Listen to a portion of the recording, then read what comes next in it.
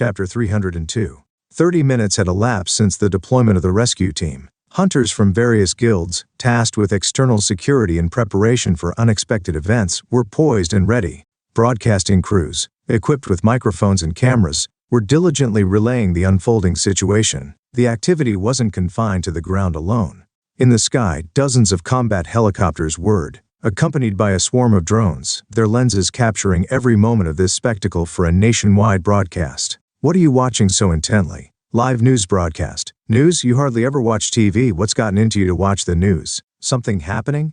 Do you carry your phone just for decoration? It's been over 2 hours since the chaos erupted due to a named monster, you idiot. Try checking the internet for once. Whoa, a named monster appeared. Ji Jin-tae Kyung presumed dead? Is this for real? I don't know, don't talk to me, I can't hear anything. People everywhere, at home, in schools, offices, or commuting on crowded public transport, were glued to either their television screens or the displays of their handheld devices. On YouTube, the live streaming channel of Hunter TV had already surpassed 100,000 viewers. Is Emperor Fuck really dead?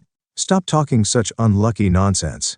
It's not unlucky talk, honestly. Given the situation, the chances of survival are slim. The golden time for rescue operations is 15 minutes, but it's been over an hour with no news. Plus, the opponent is a named monster. Still, the rescue team looks serious. It's the first time I've seen so many A-rank hunters gathered in one place. That's what I'm saying. What are they rescuing? If they're just recovering bodies, that's not a rescue, that's a cleanup. The team leader from Peace Guild wasn't yelling about those bastards for no reason. Sure, safety is important, but you have to save people first. The mood is set towards the certainty of Emperor Fuck's death. The hunter's goal seems more focused on a raid against the named monster than on rescue. The silence from the rescue team suggests that the battle has either already begun or they have been annihilated. Annihilated? What happens if they're all dead? What happens? What do you mean? It starts a named monster's gourmet tour, starting with the people waiting outside as an appetizer. An emergency evacuation order has already been issued nearby. Damn, I have thick body fat so I won't even taste good. Can't they just give it ramen instead? Are you an idiot? Think a monster would be satisfied eating that and leave the gate? What's the max number of people a named monster can handle? What's that supposed to mean? Like how many people can it take on at once? Another idiot shows up. Are you guys brains filled with noodle soup? Ever think about what would happen if monsters come out of the gate the next time it opens? Amidst the flurry of online speculations and dark humor, the gravity of the situation was palpable. Despite the formidable hunters deployed, they were up against a named monster, a threat not to be underestimated. The prospect of a monster with unimaginable power was a harbinger of disaster. History had already witnessed a powerful named monster wreak havoc, causing tens of thousands of casualties and obliterating an entire city. As time trickled on, a palpable tension began to saturate the chat room. There's really no news. By now someone should have come out. Isn't this how rescue operations usually go? No.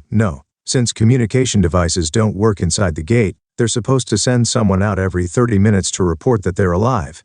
But why isn't anyone coming? The battle site is just a stone's throw from the gate, isn't it? Maybe they're in combat with a named monster? Shouldn't they deploy the backup association hunters? Suddenly, the live broadcast showed the gate's mana field fluctuating wildly, like a turbulent sea. The chat room, previously a hub of speculation, erupted into a frenzy of rapidly scrolling messages. They're coming out. Just saw the mana field. Go.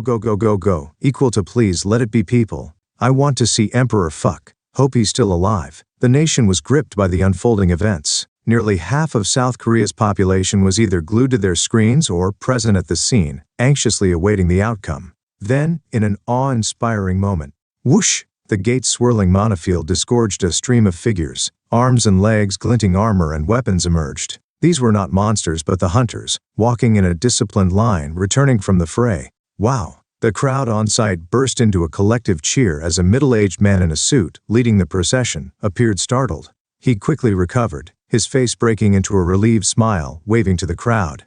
Yes, I have returned. Everyone, we are all safe. I've been wondering, but who is that guy? Lee Woo-jung. He's officially the president of the Seoul Association, but he's an idiot. His incompetence is already well known. Why is Lee Woo-jung making a fuss? Went in for a rescue operation, and he's the only one in a suit, lol. Whether it's Lee Woo-jung or gynecomastia, he should get out of the way and stop blocking the screen. Seriously. In the chat room, criticism towards Lee Woo-jung was rife. The drone-mounted cameras quickly shifted focus from him, zooming in on the hunters emerging in his wake. These were the government-affiliated hunters leading the operation and the stern-faced members of the Aries Guild.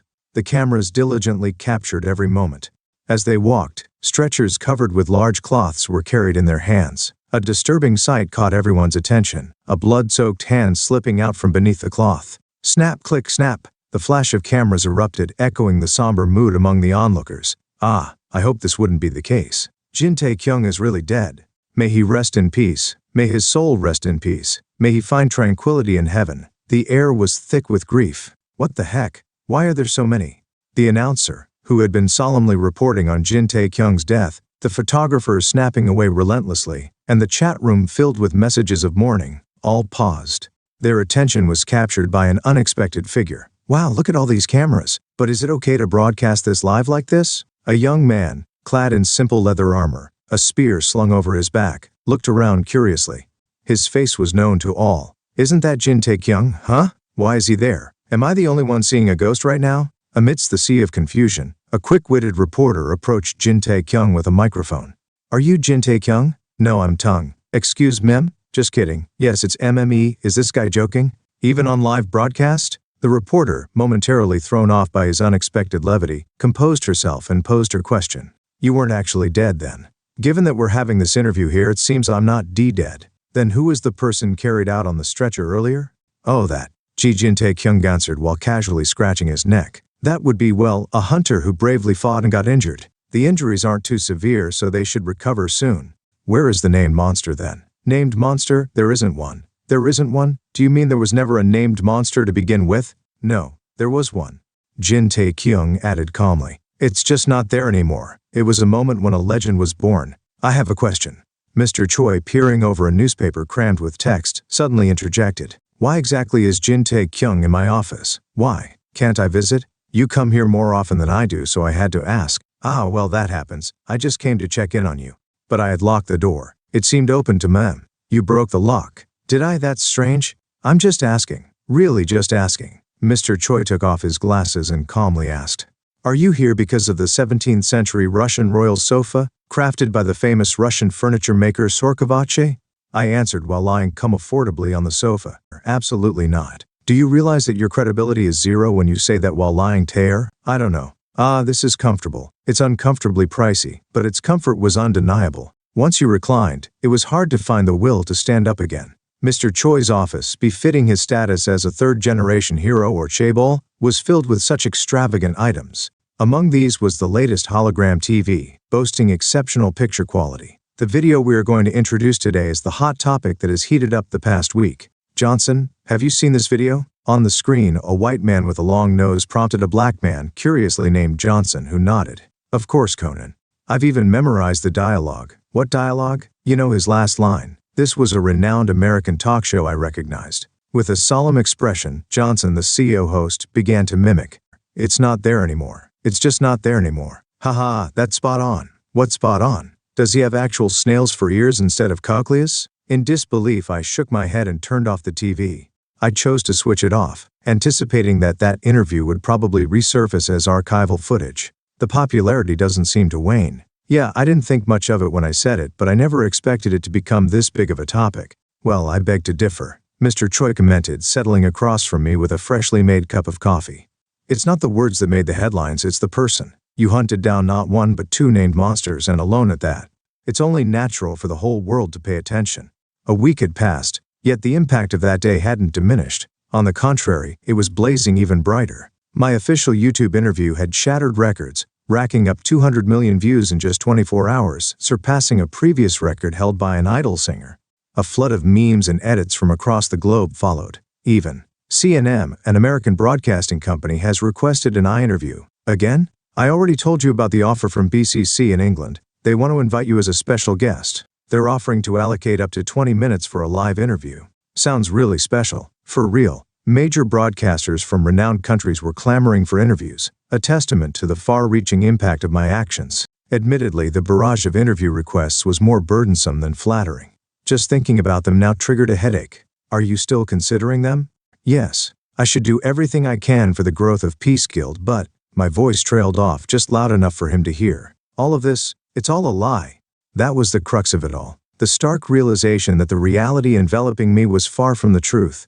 Mr. Choi, sensing the gravity of the moment, leaned in slightly, his expression taut with anticipation. "Did you bring it today as WL?" "Of course," I chanted solemnly like a priest summoning a deity. "Come forth, warlordman. Inventory. Summon." At my silent command, a skull shimmering with a dark luster materialized in my hand, amidst an eerie symphony of noises.